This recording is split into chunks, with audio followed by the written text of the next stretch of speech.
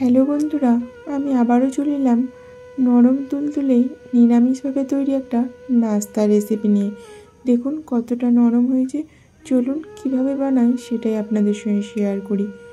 এখন আমি উনানে কড়াই বসিয়ে দিলাম, দিয়ে দিলাম 1 বাটি জল, এরপর দিয়ে দিলাম পরিমিত লবণ, এরপর দেব পরিমিত চিনি, এখন দিলাম 1 চামচ তেল, সাদা তেল অবশ্যই, আপনারা টিস্পুনই ইউজ করবেন।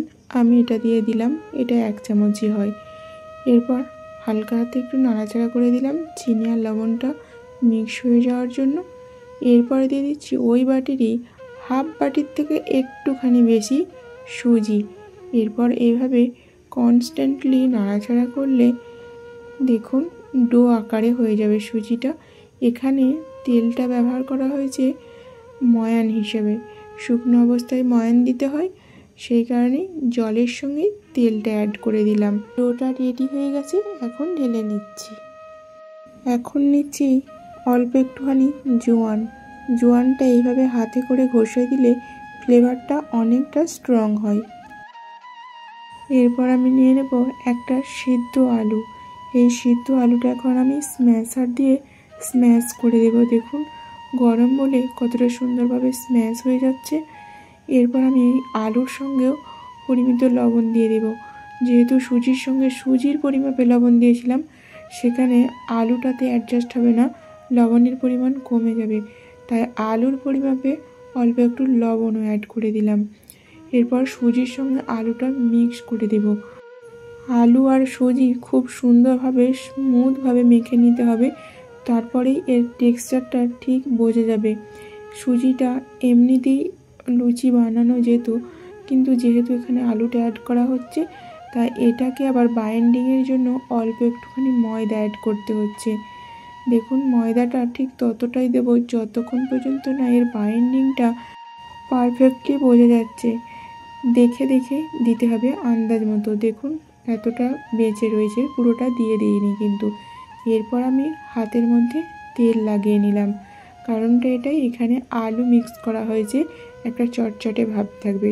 হাতে করে এইভাবে লেচি পাকিয়ে নিলাম।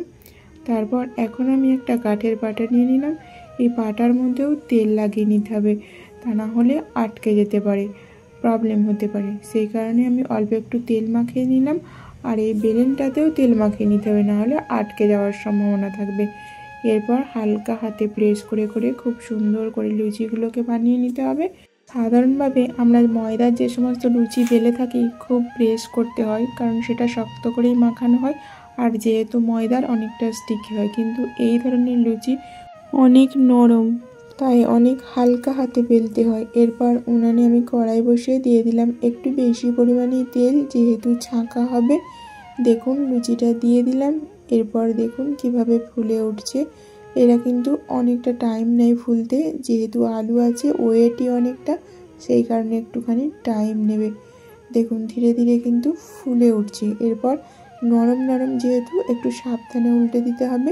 তারপর দেখুন পুরোপুরি পারফেক্টলি ফুলে গেল, তাই না? এরপর বেশিক্ষণ রাখলে অনেকটা লালচে হয়ে যাবে। যখন ফুলে উঠবে 1-2 মিনিটের মধ্যেই কিন্তু এটা তুলে নিতে হবে।